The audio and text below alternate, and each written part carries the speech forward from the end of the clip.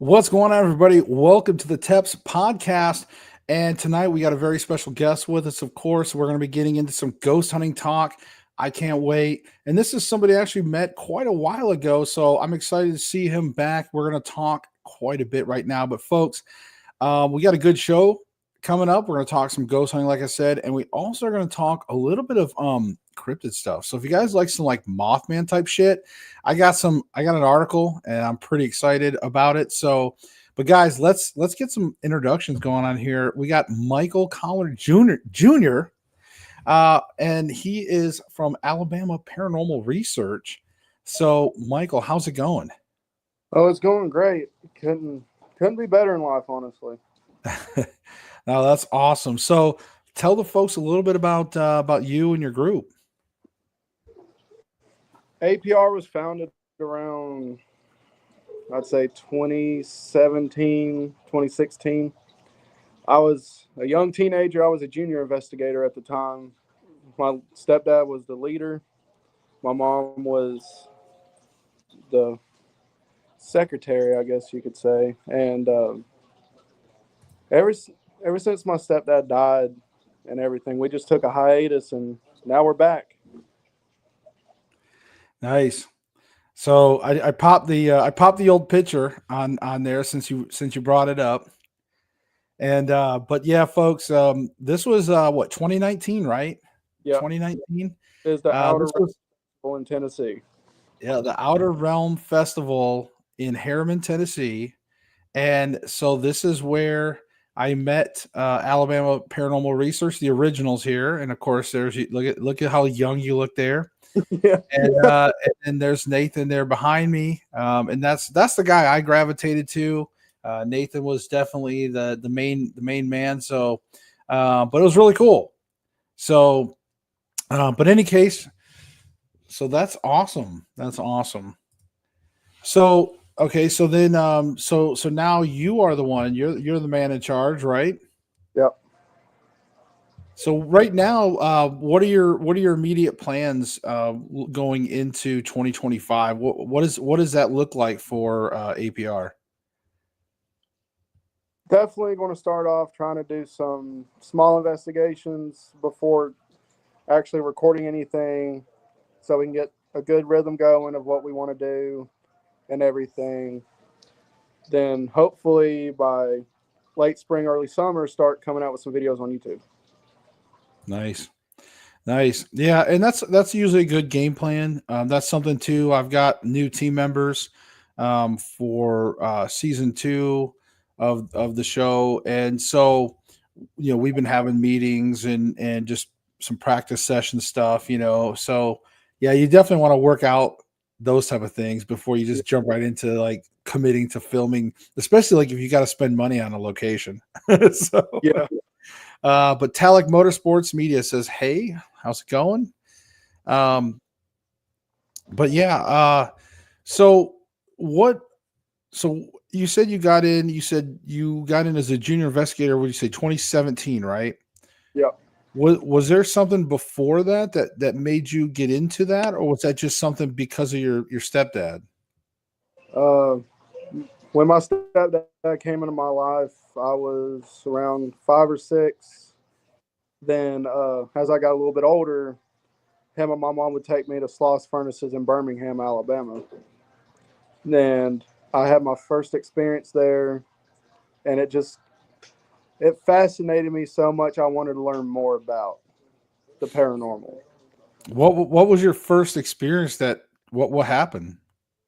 We were in the blower room, and out of the corner of my eye, I seen a shadow go past the window, and I heard a thump on the metal, and I was just like, okay, that's different. At the time, I didn't know what to think, but looking back at it now, it was really cool, and just can't wait to get into new places and investigate. Now, when you were officially joined the team in 2017 to that for the next how many more years was it? When did things kind of come to a halt for a little bit there? Was it 2021? So So for those like 4 years that you were doing APR, those first 4 years, what was there a moment? Did you are you still skeptical of the paranormal, or did you cross over and say, "Hey, this stuff's definitely real"? I think from my first experience all the way till now, I'm a firm believer because that after you have your first experience, it's kind of hard not to accept it. Right. Okay. Well, I mean, did you so when you were out doing these investigations, what's some of your favorite things that you like what would be one of your favorite experiences that you can think of in that time? Uh, Was there we were something that really stood out? we were setting up for a haunted tour at Old Cahaba, and we were set up in the slave quarters. And I was upstairs putting a camera up because we had a DVR system set up downstairs, and we was running wires and all that fun stuff. You know how that is. Right. And I was starting to walk back towards the stairs from upstairs. Next thing you know, I just hear some footsteps following me. When I got downstairs, I asked everybody. I said, "Was anybody just walking?" All of them said no. Right. That's all I needed to know. Oh man. Was there anything that that like was there anything that really got you scared though? Like have you ever been like scared? I would say at the cemetery that's in the middle of nowhere. It's called, I think it's Manchester Cemetery in Gunnersville, Alabama, somewhere around there. And it's way off in a dirt road. You have to have a full wheel drive to get to it, or you're not going to make it. Right. I was there, Those and are it fun. turned out that's a place where they used to do satanic worships. And just the stuff you would hear off in the distance would just really make your skin crawl. And I think that was the first time I ever got scared at a haunted location. I was like, all right, I need to get out of here. What though? I mean, what was it that scared you though? Like what impacted you on that? I heard some growls, and from what I heard, there's actually a Native American burial ground somewhere around it, around Manchester Cemetery. And you can hear Cherokee drums playing in the background, like out in the woods. Right. That didn't freak me out as much as the growls. Did you go back at all or? I have not been back since 2018. Did you ever think about going back? No, No face your fear kind of thing. You're like, that nah, I'm good.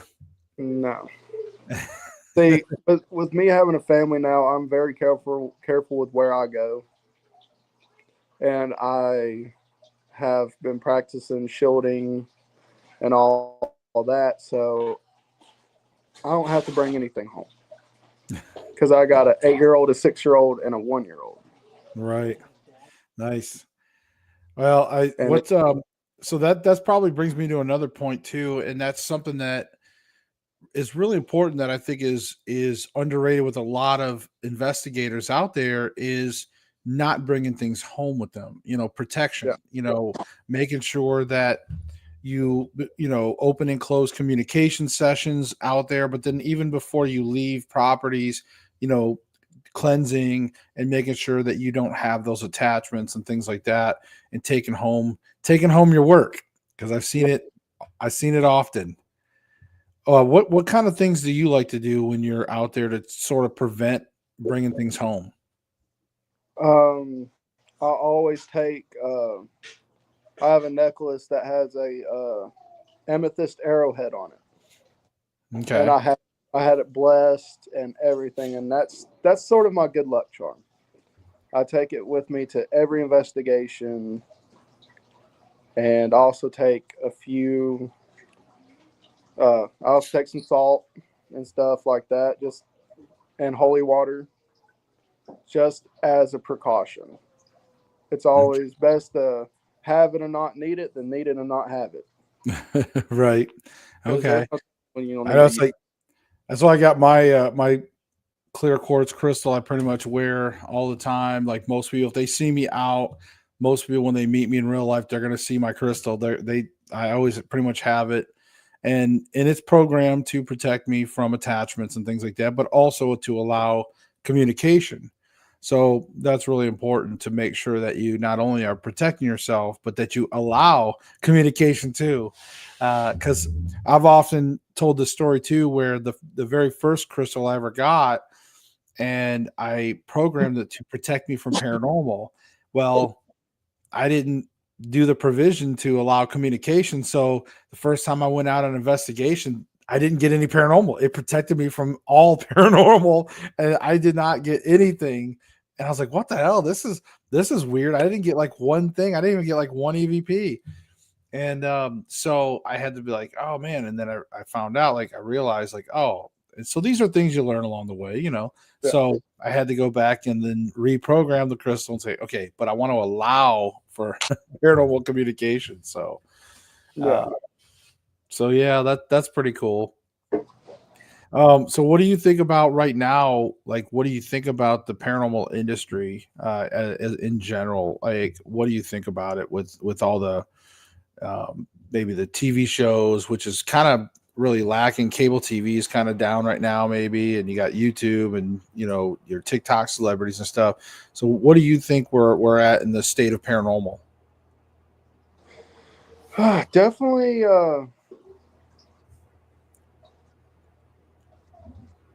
It it's lacking. It's Right, really lacking. In my personal opinion, that people are selling out too much. They don't want to keep it legit. They just want to edit everything, make it to where it seems like stuff happens, just so they can bring a bigger audience and make more money off of it. right. To me, that's not investigating. Well, That's just and I think that the problem too is that we ended up in a position where once you have one show and it starts blowing up because at the time when you had the very first show was Ghost Hunters, yeah, and of course the team was TAPS. A lot of people know it was Jason and Grant, yep, and so that was the very first reality based paranormal show, because at the time there was nothing like that on cable TV. Like there was other shows before that, before the 2000s, um, that would do like documentary style or maybe some reenactments and stuff, but never like reality style. And that was Ghost Hunters in 2004. And then it blew up to like 33 shows on cable that were all paranormal. yeah, Everybody was getting a TV show. So, but the problem though is when you have that one show and everybody's tuning in, they're all wanting to see something. And so yeah, eventually you have to produce something. And for them, you can't just keep showing the same stuff every week saying, oh, look, we got one or two EVPs. yeah, Oh, look, we got another couple EVPs. Oh, look, we got another couple EVP. I mean, in real ghost hunting, those are good investigations. yeah, But for a TV show, it makes for a repetitive, boring non-escalation. So at some point, as more and more shows are trying to jump onto the money wagon, eventually you're having to all these shows, 30 some shows, are having to outdo each other and outdo themselves. So that way the audience can have something. yeah, So at some point, and I'm not going to name names, but there was probably a lot of them that are making shit up. They're doing things because you have to, like in their mind, they have to, because, there's only so many times that people are going to accept very few results from paranormal investigating yeah. before they tune off.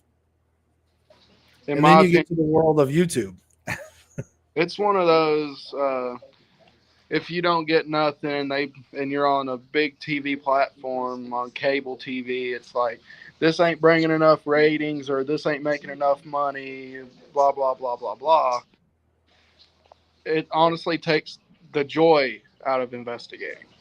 Right. That's the way I.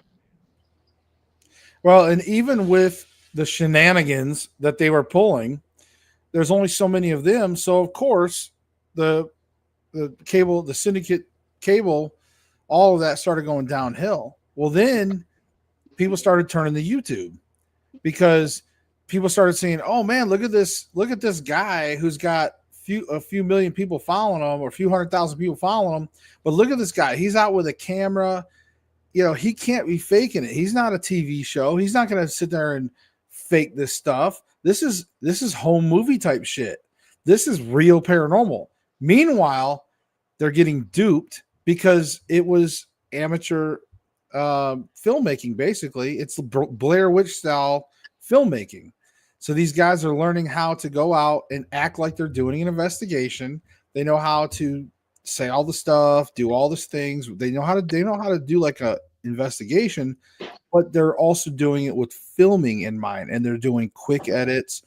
They're using strings. They're using a third hidden person, fourth hidden person, whatever. There's multiple tactics. Like I know all of them, and they're using all these methods so that way they could get the hits and get the viral videos and all that stuff. And then of course, same thing happens on YouTube that happened on cable TV. More and more YouTube channels, more and more paranormal YouTube channels. They're trying to outdo each other. Then the introduction of home CGI. You have these home editing programs that you can almost create Godzilla and alien invasion movies from your home, using Blender and Premium Pro, and you can Unreal Engine. You can make your own high level video games now from home, with Unreal Engine 5. Hell, I got Unreal Engine 5 downloaded on my computer, because I was going to do some video game creation stuff. And I was making some pretty cool level building stuff, like a haunted mansion. I was going to make me a paranormal game, so it'd be pretty cool. But I gave up. I stopped for now. I was like, man, like I got too much shit going on.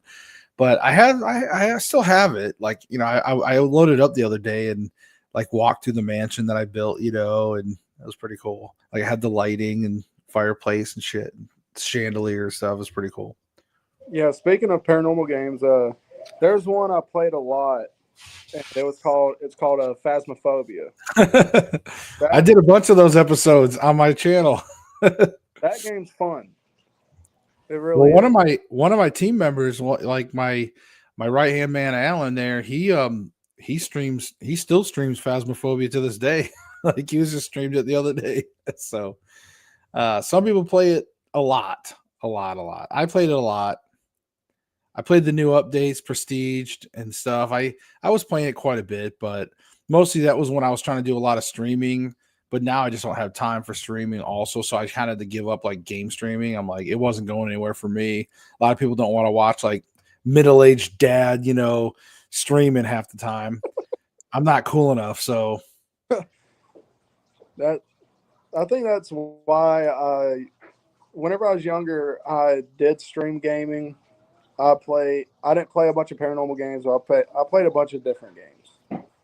Like right. I liked playing Red Dead, COD, GTA, stuff like that. But I guess in the long run, it just kind of got boring because nobody was watching. I was streaming for like 4 years straight, so I just gave up on it. I was like, yeah, I'm not cool enough for this. Right. Well, that's kind of like I was off and on streaming, and I'm like, after all this time, and I'm like, I barely got anything. I'm like, I ain't worried about it. And so I just like now my biggest thing is VR. So I've been doing a lot of VR. And I haven't been streaming it, but I've been playing it like, whenever I get like when I want to relax or whatever. So I've been doing a lot of the VR instead of regular, like, cause I could play on my PC, like Steam games and stuff, and like I got Red Dead 2 on my PC and stuff. I was playing that. But when I started doing the VR gaming, especially like Skyrim, and I got let's see what else I've been playing that new Behemoth game on VR. That's pretty badass. And then and I also been playing a game called No Man's Sky, which is kind of like an open galaxy, or like I don't know, it's not even an open galaxy, it's like open universe. It's like there's literally like a quadrillion freaking planets and stuff. You can go to different universes or whatever, like different solar systems, and go to different planets. You can like fly into the and land on the planets, fly up into space, fly to your own ship or a space station or whatever. You just do whatever. Yeah. It's pretty badass. So One game one other paranormal game I loved playing, I played it on my little brother's VR, is Silent Hill, I think it was. Or now are you talking about when they did the VR version for was it Silent Hill 7 or something, or was it 7? I'm not sure, but it was. Oh no, that was Resident Evil. Never mind. I was thinking Resident Evil, not Silent Hill. Resident Evil is a good game series too. Right, but they did the VR version of like, was it the one that had like the very horror intro or beginning of the game? It was in that house with the hillbilly family. What the hell? It was almost like was it Resident Evil 7? I think so. I don't know, but I played some of that on VR. But the way that at that time the way that they had the controls mapped, Yeah. I wasn't a fan. The way they had the mapping. And this was back before, like a lot of the mods and all that, like, so the controls for me sucked, and it started giving me like motion sickness. Yeah. I was more into like the old school Resident Evils on the PlayStation 2. Right. That's why yeah. I play a shit ton of regular games. Don't get me wrong. But like I said, the VR is something I started getting a lot more into, just because it's intense. Like when you are put into the game and now you have scale, whereas before, like when you're fighting a 50-foot giant, you can't tell that too much, and you don't feel it. But when you're in the damn game and you're looking up and you're in the game, like I said, it's a whole new experience. So yeah, I completely agree with that, especially with like the paranormal style games on the VR. It's a lot different playing it in the VR compared to just playing it on a screen. I did try Phasmophobia VR. I did try it, but I tried it a long time ago. I'm kind of, one of these days I may have to try and see if I can go back in it again now that I'm maybe better at VR.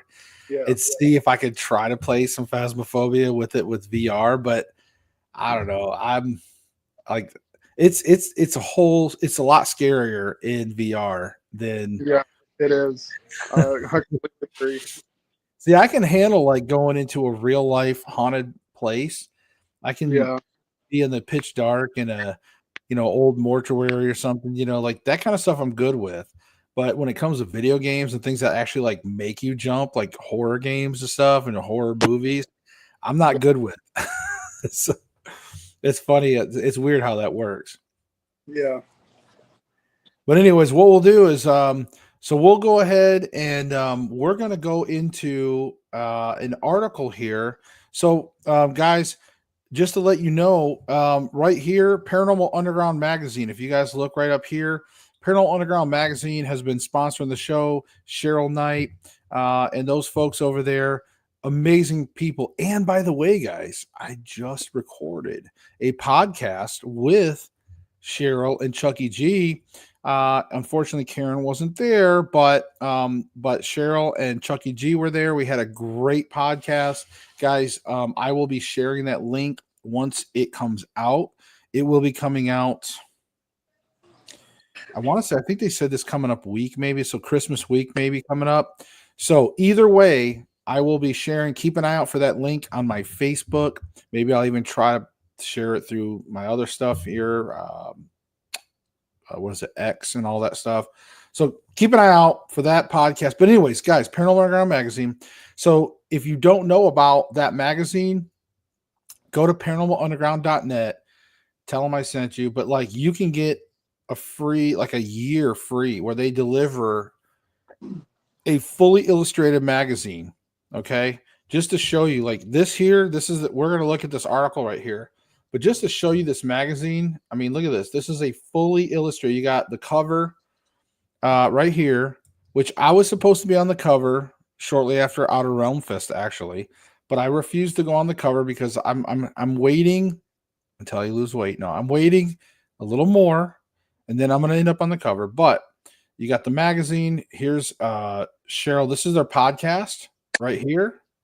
So it is going to be on iTunes and Spotify and all that, but that is the podcast in case you're wondering. So it's right here.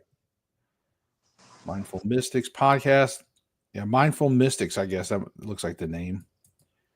But that is Cheryl, Chucky G, and Karen Frazier.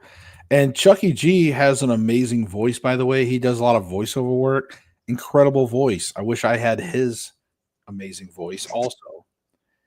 But yeah, you just get like ton of articles, man. Look at this. It's just so cool.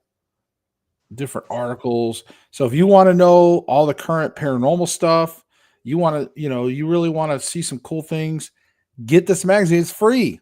It's going to show up the first of every month. And you're going to be able to be up to date on some of the current paranormal stuff, theories, all these things. If you want to be an educated paranormal investigator, you also want to get this as well. So you can see just a ton of things. I'm just scrolling down. I mean, look how in depth this magazine is, guys. Look at this. Crazy. So yeah, a ton of things. Oh, look.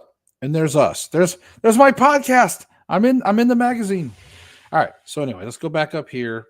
Let me go back down to the little short articles. Okay, so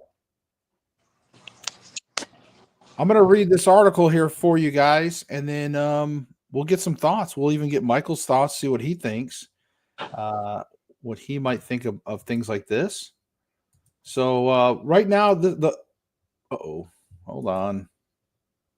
I just accidentally minimized my shit. I just minimized all my shit. Sorry, guys. See, this is what happens, man. All right, click one wrong button, collapsed everything.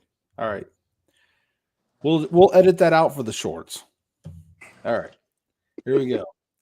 We're gonna talk about this one right here, basically like the Mothman stuff. So, all right, guys, let's get into this cryptid stuff. So Chicago residents reports winged humanoid on condo rooftop. A Chicago man identified as Ryan reported a sighting of a Mothman-like creature on the rooftop of a condominium near Lake Michigan, according to a report by the Singular Fortean Society. The sighting was originally submitted to Unsolved Mysteries following their episode on the famed cryptid. Ryan describes seeing a tall winged humanoid with glowing red eyes from his fourth floor apartment window during a quiet evening in early July. I just thought it was a man, with weird eyes or something. And then the minute I saw his wings come out from behind him, I was like, oh my God. He told Tobias Whalen, a cryptid investigator. Ryan recounted how he noticed two bright red lights on the park tower rooftop. Later, which he realized was the creature's eyes, the figure unfurled its wings and flew toward Lake Michigan. Ryan initially questioned his own sanity. I mean, honestly, I thought I was losing my mind, he said. However, watching Unsolved Mysteries helped validate his experience. And of course, it just talks about the other sightings and things like that. So, in any case, okay, so cryptids, that includes usually Mothman, Dogman, Bigfoot. This is all that cryptid category. Now, there's a lot of sightings from a lot of these different things. You can, if you're watching, you have the right to believe what you want to believe. There's a good case for why they may not exist and a good case for why they exist. Michael, what's your kind of side? Where do you fall when it comes to do you get into any of the cryptid stuff at all? I used to whenever I was younger. I watched a lot of stuff on Mothman, Bigfoot, and all that. But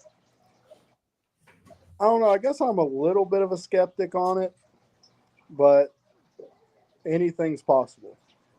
Yeah. That's how I look at it. I haven't seen a Bigfoot, Mothman, nothing like that, but I think it'd be pretty cool to see. But I guess you just gotta be at the right place at the right time. Well, that's true for sure. I would say for me, I lean on the possibility, and I would probably lean on a little bit of a believer, but at the same time, I'm still remain on the fence, but I'm open minded. Yeah, Um, and the reason is because when you look at thousands of years ago, whether it's certain cave paintings or just paintings in general like that.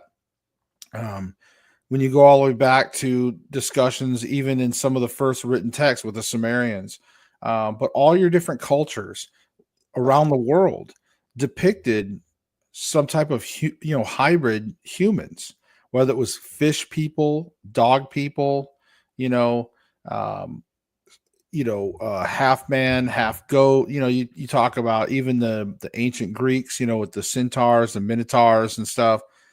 You know, there's hybrid creatures depicted all around the world. And you could just say, well, maybe that was something that spread along the world and it was their form of entertainment and fiction back then. But I don't know, there's some pretty serious stories that revolve around there. Even the Bible talks about it, with the giants, the Nephilim and stuff. So, and you can really get into that whole story with the fallen angels and how they made it with women and created these giants. And there was evidence of giant skeletons that were recovered.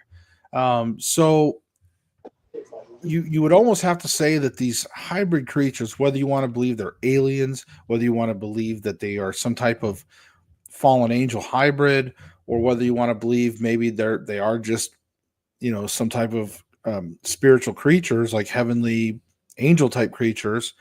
um, Whatever your belief is, you have to leave yourself open for the possibility, but it would be almost supernatural, and which is why it would explain why you might have some still around, like a Mothman or a Dogman or even a Bigfoot, and you have a few hybrid creatures still lingering around out there. And because of their supernatural and long lasting abilities, they're still around and they're still not being fully detected. Um, so to me, that's kind of my take, only because there's just a preponderance of written written text and history from mankind depicting hybrid creatures. So it's not like this is a modern, imagination thing that was spawned from movies, where all of a sudden we're like, hey, we're watching all these movies and Frankenstein and Dracula, and so now there's Mothman and all this other shit. I mean, these are things that go back thousands and thousands of years ago. So that's where I stand on that. What do you think? What do you think about that theory, Michael? Do you like any of that? I completely agree with you 100% on that. Completely.